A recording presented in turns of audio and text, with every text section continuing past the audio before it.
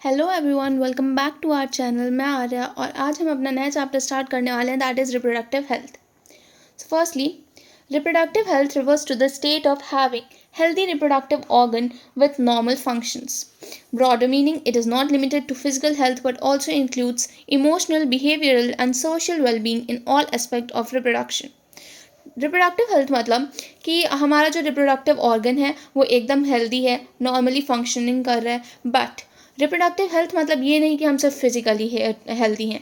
Reproductive health में emotionally भी हमें हेल्दी होने चाहिए, बिहेवियरली भी हम हेल्दी होने चाहिए, सोशली भी और फिजिकली तो होने चाहिए ही in all aspect of reproduction.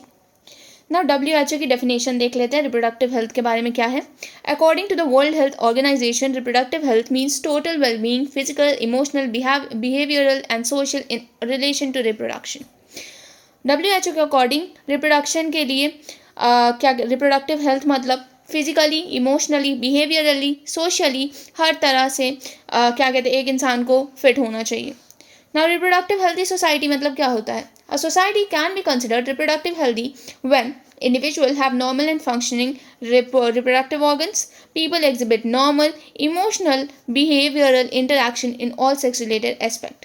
Normal एक हेल्दी सोसाइटी क्या बताती है कि जो इंडिविजुअल है उस सोसाइटी में जो रहते हैं लोग, वो नॉर्मल और फंक्शनल रिप्रोडक्टिव ऑर्गन है उनका, और वो जो लोग हैं वो इमोशनली भी और बिहेवियरली भी हर तरह से सेक्स रिलेटेड एक्सपेक्ट में वो एकदम नॉर्मल है।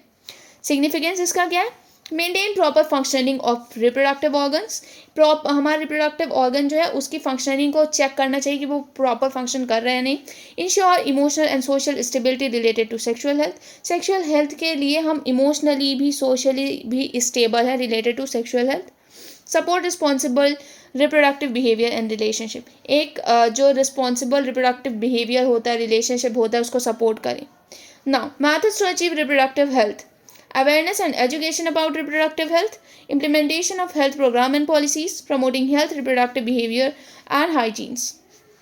अब ये रिप्रोडक्टिव हेल्थ कैसे हमें मिल सकती है कि हम जो रिप्रोडक्टिव हेल्थ है उसके बारे में काफ़ी जागरूकता फैला रहे हैं, अवेयरनेस और एजुकेट कर रहे हैं लोगों को about the reproductive health. Implement कर रहे हैं क्या कुछ नए नए हेल्थ प्रोग्राम, पॉलिसीज़ हो गई, और हेल्थी रिप्रोडक्टिव बिहेवियर और हाइजीन प्रमोट कर रहे हैं। पहले अर्ली इनिशिएटिव क्या था? पहले क्या होता था कि India was one of the first country in the world to launch national level programmes. India जो थी वो सबसे पहली कंट्री थी मतलब पूरे वर्ल्ड में जो कुछ ऐसा नेशनल लेवल प्रोग्राम लॉन्च कर रही थी related to the reproductive health. Okay, अब इसमें क्या था? फैमिली प्लानिंग प्रोग्राम जो कि 1951 में आया। वेरी वेरी इंपॉर्टेंट, ये डेट जो है इनको तो बहुत अच्छे से याद रखनी है कि फैमिली प्लानिंग प्रोग्राम जो आया वो 1951 में आया। Initially focused on controlling population growth. किस पे फोकस किया कि पॉपुलेशन ग्रोथ कैसे कंट्रोल किया, फिर regularly reviewed and improve over the decades. Time के साथ ये काफ़ी रिव्यू किया गया और इम्प्रूव किया गया। Now reproductive and child health care, that is RCH programme. दूसरा क्या था? एक reproductive and child health care जिसको RCH प्रोग्राम कहते हैं। ये जो फैमिली प्लानिंग प्रोग्राम था उसी का एक एक्सपांड वर्जन था और ये फोकस करता था रिप्रोडक्टिव हेल्थ में along with child health and welfare. और ये क्या करता था? एक प्रोवाइड करता था कम्प्रिहेंसिव केयर और एजुकेशन। मेन ऑब्जेक्टिव क्या था इन सब का कि अवेयरनेस क्रिएट करे सोसाइटी में about the reproductive health and related topics, provide necessary health care facilities and support. जितनी भी वो क्या कहते हैं हेल्थ केयर के लिए फैसिलिटी प्रोवाइड करते, सपोर्ट वो करते थे। Build a reproductive healthy and inform society. एक अच्छी रिप्रोडक्टिवली हेल्दी और इन्फॉर्म सोसाइटी जो है उसको बिल्ड करें। Now awareness programme. Government and non-government organization used audio, visual and print media to spread awareness about reproduction related aspect. अब कुछ awareness programmes थे जो कि गवर्नमेंट हो गई या फिर NGO हो गई, that is non governmental organisation, ये लोग कुछ ऑडियो, विजुअल, प्रिंट मीडिया के थ्रू इस अवेयरनेस स्प्रेड कर रहे थे about the reproduction related aspect. Then parents, teachers, relative, peers help share correct information on these topics. अब जो पेरेंट्स हो गए, टीचर्स हो गए, रिलेटिव्स हो गए, पीस हो गए, वो क्या करते थे? वो सही रिप्रोडक्शन मतलब वो क्या करते हैं? वो सही इन्फॉर्मेशन अबाउट दिस टॉपिक वो शेयर करते थे। मतलब इस टॉपिक पे जो करेक्ट इन्फॉर्मेशन होती थी वो शेयर करते थे। Sex education in school is encouraged to provide accurate knowledge and prevent misconception about the sex and reproduction.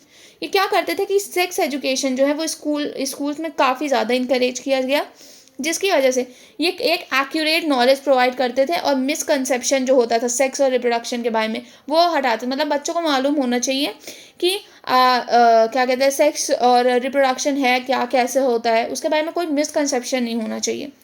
Topic covered in awareness. अब अवेयरनेस में आता क्या क्या था. Structure and function of reproductive organs, मतलब जो रिप्रोडक्टिव ऑर्गन्स हैं उनका स्ट्रक्चर कैसा है, उनका फंक्शन क्या है. एडोलेसेंस के दौरान चेंजेस क्या होते हैं बॉडी में. एक सेफ और हाइजीन सेक्सुअल प्रैक्टिस क्या होती है. STI हो गया, STD हो गई, एड्स हो गए, इन सबको प्रिवेंट कैसे करते हैं. इंपॉर्टेंस क्या हो गई हाइजीन हेल्थ की, ये सब अवेयरनेस में देखते थे. Education for adults and couples. अब कपल्स और एडल्ट्स के लिए एजुकेशन क्या होती थी. Information about the birth control method, उनको बताया जाता था कि बर्थ कंट्रोल मैथड क्या होते हैं उनके बारे में. Care during pregnancy and after child birth, pregnancy के दौरान कैसी केयर की जाती है और चाइल्ड बर्थ के बाद कैसी किए जाते हैं, जिसको पोस्ट नेटल केयर भी कहते हैं. इंपॉर्टेंट ऑफ ब्रेस्ट फीडिंग की क्या इंपॉर्टेंस होती है वो बताई जाती थी. इक्वल अपॉर्चुनिटीज़ दी जाएँ मेल और फीमेल दोनों के लिए, मतलब कि मेल और फीमेल चाइल्ड दोनों को बराबर समझा जाए. Building socially responsible healthy society, और क्या हो कि सोशली रिप्रोडक्टिव और हेल्दी सोसाइटी बननी चाहिए. अब क्या कहते हैं सोशल अवेयरनेस क्या थी इसमें. Understanding and controlling population growth, preventing sexual abuses and crimes, promoting social responsibility and gender equality to the society. मतलब कि कैसे जो पॉपुलेशन ग्रोथ है उसके बारे में समझा जाए, उसको कंट्रोल किया जाए. सेक्सुअल अब्यूज़ हो गई, क्राइम्स हो गए, उन सबको प्रिवेंट कैसे किया जाए. और जो सोशल रिस्पॉन्सिबिलिटी होती है about the gender equality in society वो कैसे प्रमोट की जाए. ना infrastructure and medical support. Infrastructure medical support में क्या आता था. Require strong health care infrastructure, train professionals and proper facilities. मतलब कि जो क्या कहते हैं हेल्थ केयर इंफ्रास्ट्रक्चर है उसमें क्या आता था कि जो ट्रेन प्रोफेशनल्स हैं वो आपकी केयर कर रहे हैं, प्रॉपर फैसिलिटी आपको प्रोवाइड की जाती है. Provide assistance for pregnancy, deliveries, abortions, contraceptive use, menstruation issues, STDs, infertility. मतलब कि प्रेगनेंसी के लिए, डिलीवरी के लिए, अबॉर्शन के लिए, कंट्रासेप्टिव यूज़ के लिए, मेंस्ट्रुएशन के लिए, STDs के लिए, इनफर्टिलिटी के लिए, इन सब के बारे में क्या कहते हैं आपको एक अच्छी असिस्टेंस प्रोवाइड की जाए. Provide improve techniques, updated strategies make care more effective. जो इम्प्रूव टेक्निक्स हो गई, अपडेटेड स्ट्रैटेजी हो गई, उसकी वजह से जो केयर करनी होती है वो और ज़्यादा इफेक्टिव हो गया ना. लीगल एंड प्रिवेंटिव मेजर्स, इसमें क्या आता है. Statutory ban on amniocentesis for sex determination to prevent female foeticide.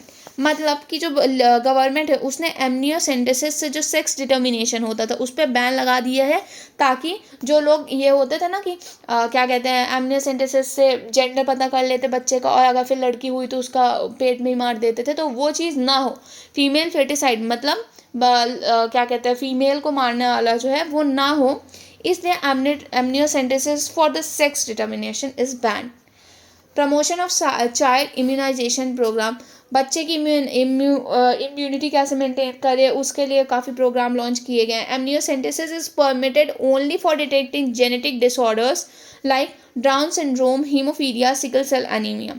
ये अब एमनियोसेंटेसिस परमिटेड है बट किस लिए. जेनेटिक डिसऑर्डर जैसे कि डाउन सिंड्रोम हो गया, हीमोफीलिया हो गया, सिकल सेल एनीमिया हो गया, इन सब के लिए. अब ये बहुत ज़्यादा इंपॉर्टेंट है ये लाइन कि ये इंपॉर्टेंट कैसे कि इसमें पूछ लेता है कि जैसे कि ऐसी कौन सी डिसीजेस हैं जो कि डिटेक्ट की जाती है एमनियोसेंटेसिस के थ्रू. अब उसमें आपको ऑप्शन में वायरल भी दे सकता है, वायरल तो आप डिटेक्ट नहीं करोगे ना, इससे सिर्फ जेनेटिक डिसऑर्डर जो होती है जैसे कि डाउन सिंड्रोम हो गई, हीमोफीलिया हो गई, सिकल सेल एनीमिया, इनको डिटेक्ट किया जाता है. ना research and improvement in reproductive health. अब रिसर्च और सपोर्ट क्या है. गवर्नमेंटल और नॉन गवर्नमेंटल ऑर्गेनाइजेशन जो है वो इनकरेज करती है एंड फंड रिसर्च करती है in various areas related to reproduction के से रिलेटेड एरिया में. गवर्नमेंट हो गई, NGO हो गई, जितना अपना योगदान दे सकते हैं, जितना वो फंड का हो गया जो भी वो कर सकती है अपनी तरफ से वो सब करती हैं. उनका बेसिकली एम क्या होता है कि नए मैथड और इम्प्रूव एग्जिस्टिंग टेक्निक्स हो for better reproductive health care. अब इसमें एक आता है डेवलपमेंट ऑफ सहेली बहुत ज़्यादा इंपॉर्टेंट टॉपिक है. बोर्ड्स के लिए तो बहुत ही ज़्यादा है, CUET के लिए भी तो है ही. CUET में सीधा क्वेश्चन आता है कि ये जो सहेली है ये किस तरह की ओरल कंट्रासेप्टिव पिल है. तो कैसी है अपनी नॉन स्टीरोइडल ओरल कंट्रासेप्टिव पिल है फीमेल के लिए. ओके. ये तो PYQ है ही, मार्क की दे रही हूँ मैं। Now, it was developed by scientists at Central Drug Research Institute CDRI. अब ये भी इसमें पूछ सकते हैं कि कहाँ डेवलप हुई है, तो CDRI में हुई है, सेंट्रल ड्रग रिसर्च इंस्टीट्यूट। इसमें बहुत बार आपको CDRI का फुल फॉर्म जो है ना उसको थोड़ा सा उनमें चेंज कर देते, इंस्टीट्यूट की जगह कुछ और वर्ड डाल दिए, रिसर्च की जगह कुछ और डाल दिए, तो ऐसे चेंज होता है। At Lucknow India, it represent one of the India's major achievement in reproductive health research. Indicator of improved reproductive health: increased awareness about sex-related matters, high number of medically assisted deliveries, better postnatal care leading to reduced maternal infant mortality rates, rising number of couples opting for small families, improved diagnosis and treatment of sexually transmitted diseases, enhanced availability of medical facilities for sex-related and reproductive problem. अब इसमें क्या है कि जो एक improve reproductive health है वो क्या इंडिकेट करती है कि जो सेक्स रिलेटेड मैटर है उसके बारे में बहुत ज़्यादा अवेयरनेस हो चुकी है, high number of medical assist deliveries हो रही हैं, मतलब मेडिकली जैसे हॉस्पिटल्स में जाके डिलीवरी बहुत सारी हो रही हैं। जैसे पहले क्या होता था कि घर में ही डिलीवरी हो जाती थी, बट नहीं, अब मोस्टली ऐसा हो रहा है कि हॉस्पिटल्स में जाके डिलीवरी हो रही हैं। बेटर पोस्ट नेटल केयर हो रही है, मतलब बच्चा पैदा होने के बाद भी केयर बहुत अच्छे से हो रही है, जिसकी वजह से जो मैटरनल और इन्फेंट मोर्टेलिटी रेट है वो कम हो रही है। और क्या हो रहा है इसकी वजह से बहुत सारे जो कपल्स हैं वो स्मॉल फैमिली प्लानिंग सोचते हैं। अब वो नहीं चाहते कि हमारे 50 बच्चे, वो चाहते हैं कि एक हो, हाँ, मतलब हस्बैंड वाइफ एक बच्चा इतना सफिशिएंट है, कहीं मैक्स टू मैक्स 2, इससे ज़्यादा तो आजकल कोई नहीं सोचता। Now improve diagnosis and treatment of sexually transmitted disease. और धीरे धीरे क्या हो रहा है कि ये जो STD हो गई और ये जितने भी सेक्सुअली ट्रांसमिटेड डिसीज़ हैं इन सब का डायग्नोसिस हो रहा है, इनके ट्रीटमेंट्स हो रहे हैं। Enhanced availability of medical facilities for sex related and reproductive problems. बहुत अच्छी अवेलेबिलिटी हो रही है मेडिकल फैसिलिटीज़ की, किससे related, sex related reproductive problem से। Now population growth trend, population growth का ट्रेंड क्या है? 20th सेंचुरी में क्या हुआ, एक मेजर प्रोग्रेस देखी गई हेल्थ केयर और लिविंग स्टैंडर्ड्स में, leading to the improve quality of life. 20th century में देखा गया कि जो हेल्थ केयर हो गई, लिविंग स्टैंडर्ड हो गई, वो बहुत ज़्यादा इम्प्रूव हो चुकी हैं। This programme cause a rapid rise in population due to better health facilities। अब हुआ क्या कि जब हेल्थ फैसिलिटीज अच्छी हो रही हैं तो पॉपुलेशन बढ़ने लगी, डेथ रेट कम हो गई, मैटरनल इन्फेंट मोर्टेलिटी रेट कम हो गया और बहुत सारे पीपल रिप्रोडक्टिव एज में आ गए। तो हुआ क्या कि जब क्या कहते हैं बेटर फैसिलिटी हुई तो लोग मरने कम हो गए, पॉपुलेशन सडन बढ़ने लगी, मैटरनल इन्फेंट मोर्टेलिटी रेट कम हो गया और जो पीपल हैं रिप्रोडक्टिव एज में वो बढ़ने लगे। अब हुआ क्या कि 1900 पे वर्ल्ड पॉपुलेशन 2 मिलियन पहुंच गई, 200 में वर्ल्ड पॉपुलेशन 6 बिलियन पहुंच गई, 2011 में वर्ल्ड पॉपुलेशन 7.2 बिलियन पहुंच गई। वेरी इंपॉर्टेंट MCQ, इससे डायरेक्ट MCQ आता है और इसमें बच्चे बहुत बार वर्ल्ड पॉपुलेशन में और इंडिया की पॉपुलेशन के नंबर में कंफ्यूज हो जाना है, बिलियन मिलियन का भी वो गेम खेल देते हैं, ठीक है ना, 2 बिलियन को 2 मिलियन भी लिख देते हैं, तो मिलियन बिलियन का भी बहुत ज़्यादा ध्यान रखना पड़ता है। अब इंडिया पॉपुलेशन क्या है, इंडिपेंडेंस के दौरान 350 मिलियन थी, 2000 में 1 बिलियन पहुंच गई और 2011 में 1.2 बिलियन। देख रहे हैं ये सडन कितना इंक्रीज हुआ इंडिपेंडेंस के बाद में, ये भी बहुत इंपॉर्टेंट है ना। अब इस रीज़न क्या है कि ये पॉपुलेशन इतनी जल्दी इंक्रीज क्या हो गई, क्यों हुई, क्योंकि जो डेथ रेट थी वो कम हो गई, maternal mortality rate that is MMR वो कम हो गई, इन्फेंट मोर्टेलिटी रेट जो हो गई वो कम हो गई। अच्छा, इसमें मैं एक चीज़ बता देती हूँ, मैं जैसे जब अपना मैं मॉक टेस्ट वगैरह देती थी तो उसमें मैं ये MMR IMR में समझती नहीं थी कि, और इसकी वजह से बहुत क्या कहते हैं कंफ्यूज हो जाती थी कि MMR IMR ये सब इंक्रीज होनी चाहिए कि डिक्रीज। तो MMR होता है maternal mortality rate, maternal mortality rate, और जो अपना क्या कहता है IMR होता है, ये होता है इन्फेंट मोर्टेलिटी रेट। अब इसका मतलब होता क्या कि ये जो दोनों है ना ये डिक्रीज हुई हैं, इंक्रीज नहीं हुई हैं, ठीक है। MMR और IMR का मतलब ये होता है कि MMR मतलब मैटरनल मोर्टेलिटी रेट, मतलब कि एनुअली कितनी, मतलब कितनी माँ ख़त्म हो रही हैं, एनुअली कितनी मैटरनल डेथ हो रही। IMR मतलब एनुअली कितने इन्फेंट ख़त्म हो रहे हैं। और फिर उसके बाद क्या है, तो आप लोग इस चीज़ का ध्यान रखना, इसमें कंफ्यूज नहीं होना, ये डिक्लाइन होता है, ठीक है ना, घटते हैं, घट रहे हैं, ठीक है। और क्या है, increase in population of reproductive age group. अब और जो रिप्रोडक्टिव एज ग्रुप है उसकी पॉपुलेशन सडन बढ़ गई है। अब RCH प्रोग्राम का इस पर इम्पैक्ट क्या था, इसकी वजह से पॉपुलेशन ग्रोथ जो थी वो कम हो गई मार्जिनली। 2011 में ग्रोथ रेट जो हो गई वो लेस देन 2% हो गई। नाउ हाई ग्रोथ रेट में causes scarcity of basic needs like food, shelter and clothing. अब इसकी वजह से हाई जब ग्रोथ हो गई पॉपुलेशन की तो क्या हुई कि जो खाना हो गया, बेसिक नीड हो गई, खाना हो गया, शेल्टर हो गया, क्लोथिंग, इन सब की कमी पड़ने लगी। अब इसको कंट्रोल कैसे किया जा सकता है, कैसे, motivation of small families through contraceptive use. लोगों को बताया जाए कि स्मॉल फैमिली रखो, कंट्रासेप्टिव मेथड यूज़ करो। मीडिया कैंपेन हो, पोस्टर प्रमोटिंग हो, जैसे कि एक बहुत फेमस स्लोगन था ये, हम दो हमारे दो, बहुत फेमस था ये एक टाइम पे इसका। और एडॉप्शन, एक चाइल्ड को आप एडॉप्ट करें। और मैरिजेबल एज जो होती है 18 ईयर्स होनी चाहिए फीमेल में, 20 ईयर्स होनी चाहिए मेल्स में। एंड इंसेंटिव होने चाहिए कपल्स के लिए विद स्मॉल फैमिलीज। अब कुछ आइडियल कंट्रासेप्टिव के फीचर देख लेते हैं, बहुत इंपॉर्टेंट है। बोर्ड्स में डायरेक्टली ये पूछ लेता है कि determine some features of ideal contraceptive. पहला, यूज़र फ्रेंडली होना चाहिए, इजीली अवेलेबल होना चाहिए, कहीं भी मिल जाए, मतलब ये नहीं कि हमें ढूंढने के लिए बहुत मेहनत लग रही है, और उसको नॉर्मली यूज़ कर सकें, बहुत प्रॉब्लम ना हो यूज़ करने में। इफेक्टिव हो, रिवर्सिबल हो, ये नहीं कि एक बार ख़रीदा फेंक दिया, कितनी बार खरीदेगा इंसान, इसलिए रिवर्सिबल होना चाहिए। मिनिमल होना चाहिए, उसका कोई साइड इफेक्ट नहीं होना चाहिए। Should not affect sexual drive और द एक्ट।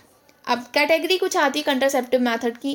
पहला आता है नेचुरल या ट्रेडिशनल मेथड, दूसरा आता है बैरियर मेथड, तीसरा इंट्रायूट्रीन डिवाइस, चौथा ओरल कंट्रासेप्टिव, पांचवा इंजेक्टेबल, छठवां इम्प्लांट, सातवां सर्जिकल मेथड, जिसमें आज हम ये इंट्रायूट्रीन डिवाइस तक देखेंगे। इसके बाद ये ओरल कंट्रासेप्टिव और ये सब अगली क्लास में देखेंगे। अब आ जाता है अपना natural method, work on the principle of preventing contact between ovum sperm. Natural method होता है जो है उसका बेसिकली ये रहता है कि हम ओवम और स्पर्म का क्या कहते हैं उनका कांटेक्ट नहीं होने देंगे।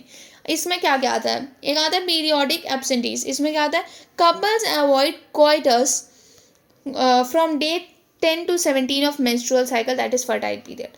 अब क्या कहते हैं, मेंस्ट्रुएशन से जो 10 से 17 दिन होते हैं उस दौरान जो कपल हैं वो कोइटस नहीं करते, क्योंकि वो फर्टाइल पीरियड होता है। फर्टाइल पीरियड में ओव्यूलेशन होता है, और ओव्यूलेशन होता है तो उस वक्त प्रिवेंट करते हैं कि कोइटस ना करें। दूसरा आ जाता है विड्रॉल और कोइटस इंटरप्ट। इसमें क्या होता है कि male partner withdraw penis before ejaculation to prevent the sperm from entering the vagina.